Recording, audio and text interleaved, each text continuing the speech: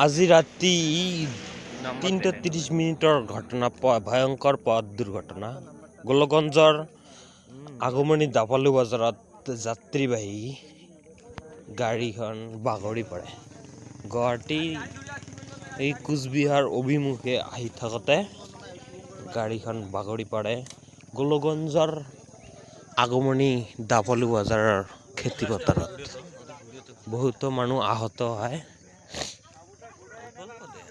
আৰু ৩৩,০০০ ভল্টেজৰ কাৰেণ্টত খুঁটাত খুন্দা লাগি খুঁটা দুটা ভাঙি থাকে আৰু তাঁৰ ছিঙি গাড়ীৰ ওপৰত পৰে।